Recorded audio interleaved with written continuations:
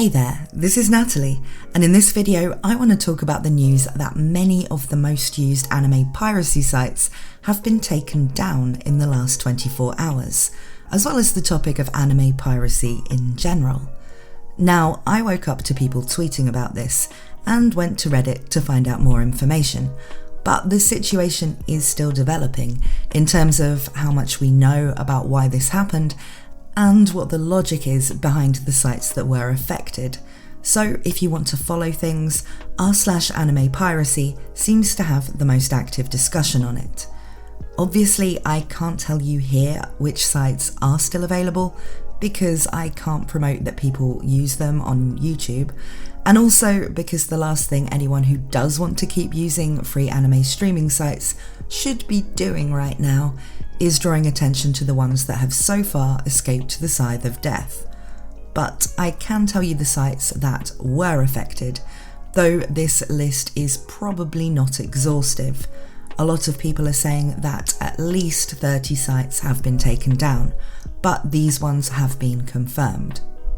Filmoflix, Papadoo Stream, AnimeSuge, Vids RC2, Flix Today, 2Flix, The Flick Store, Move Today, Fbox Z, CineZone, Aniwave, which of course also comprises 9anime, Anix, Zoro TV. Now, there were a lot of sites that were posing as, for instance, 9anime or Aniwave sites, and many of those are still currently up. But the real sites for all of these are down, and some with goodbye messages that very much suggest this is permanent, and so we can rule out this being the result of hacking or anything of that nature. Users trying to watch on Aniwave now are shown the following message. Hi, you know, it's been a long journey since Aniwave first appeared. Creating better products that provide an improved user experience and fostering competition to drive the market to enhance its products is something we are very happy about. Now that everything is improved, it is also time for us to say goodbye. It is difficult to part with something we've invested so much effort and passion into, but it's something we need to do. Thank you for standing by and supporting us throughout this time. Every game must have an end, and life is about experiences. Every mistake teaches us lessons that help us grow. If possible, please use legal paid services. It's something we should do to show our respect for creators and content producers. Goodbye. You can quickly back up your bookmarks if needed before Aniwave is completely closed. And meanwhile on Reddit, an Aniwave admin first posted the following on r/anime piracy. The sad admin update. This is the end of the road. Goodbye. Hello dear Aniwave community, I will try to keep this one short. It's been a long journey for all of us. 9anime/Aniwave may have been the place where you watched your first anime, one of the places you called home, or simply just a website you visited once in a while to binge something. No matter what the case for you is, it was a great journey, with some ups and downs, but one thing is for certain now. Aniwave is gone. Yes, this is it. Aniwave is gone, and it isn't coming back. Any site claiming to be Aniwave or 9anime are fake without exception, no matter how convincing they might be. You can still export your watch list. You may need to log in first. And they then followed up to try as best they could to answer some of the questions going around in a second post saying, "Hey all, some of you might remember me from before we moved subreddits. Anyways, that's not why I'm here making a post when I should be catching up on my sleep. The current subreddit admin isn't available for immediate response, so here I am doing it instead. No, I don't know what's going on. The site's owner has always been pretty disconnected from us, rarely giving us a heads up or any information in advance. Could the site have actually gone down? Yes, it's possible. Some sister sites have closed down recently. But it's also possible that something happened and they lost control of the site. None of us here have direct contacts with the team responsible for the site outside of intermittent emails once in a blue moon.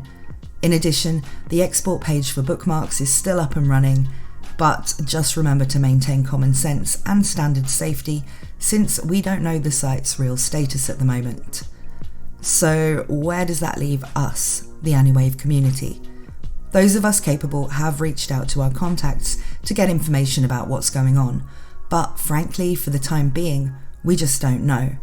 The Discord is locked down and, well, we may need to go read only on Reddit soon as well. This is to save ourselves from having to delete a swathe of just use alternative site X posts which violate the platform's terms of service, and so we can prevent the spread of misinformation until we know more and can give more information on the situation instead of just drawing up random conclusions. Anyways, I know this is a rough time for everyone, so hang in there the best you can. Even if we discover the site is truly shutting down, this community will remain in some form or another, obviously with some changes. The retired Zoro-san, out. Now, all of this is obviously very bad news for people who relied on these sites. And those aren't only people who perhaps couldn't afford the multiple streaming subscriptions you now need to get access to a decently varied anime library, but also people who want to access shows that just aren't available legally in their region.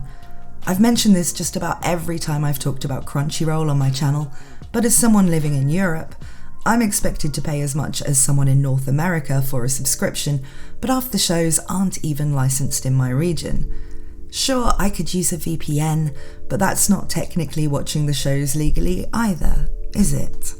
So if I'm going to be watching illegally either way, I might as well do it in a way that's free, doesn't subject me to Crunchyroll's crap interface and subtitles, and usually has the new episodes up earlier than Crunchyroll's supposed simulcasts do too. Though honestly, I also just can't afford it. But that's not all. The argument will always be there that we're simply not entitled to be able to watch or read whatever we want for free. And so if you can't afford it, or nobody has bothered to license it for your region, well, you just can't have it. Certainly a valid commercial or even moral argument, though, you know, nobody ever says that about public libraries. There's a balance between the fact that the more people engage with a piece of work that's been created, the better, and the fact that the people creating stuff need to make money so that they can keep doing it.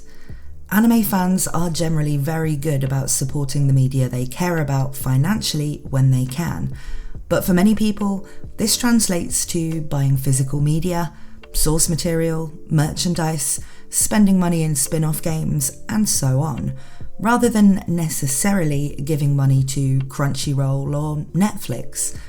Yet, to keep discovering new stories to love, or to keep up with all the ones they already care about, they may sometimes take to the 7 Seas, and this is how it has worked so far, and will no doubt continue to work as long as the sites serving up that stuff can stay ahead of crackdowns like this one.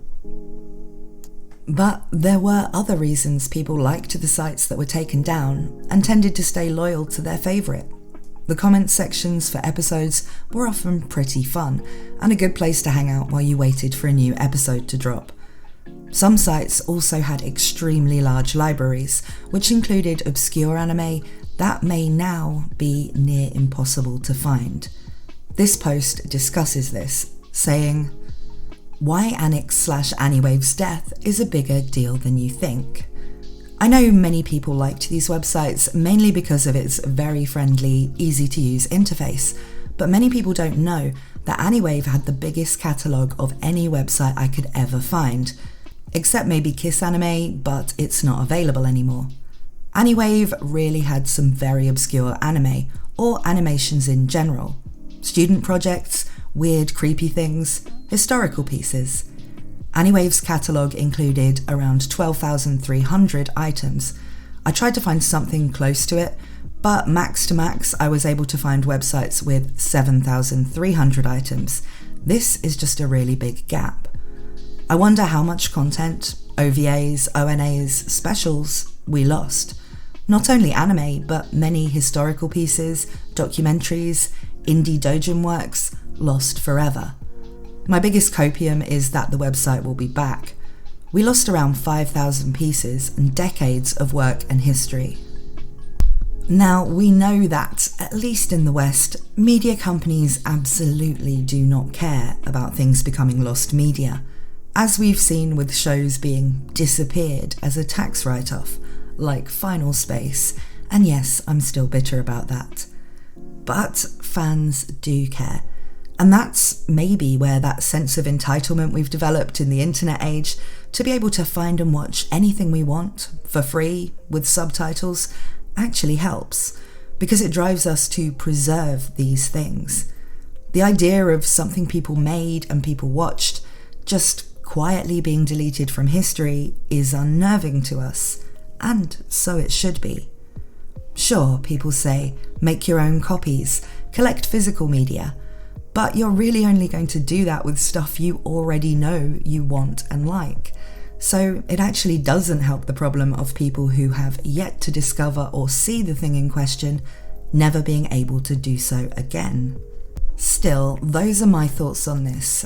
I'm sure this won't be the end of days when it comes to watching anime the way you're used to, but it is nonetheless the end of the communities found on those sites we've lost, and potentially some of the stuff in their libraries may now be much, much harder to discover. But what do you guys think? Let me know down in the comments.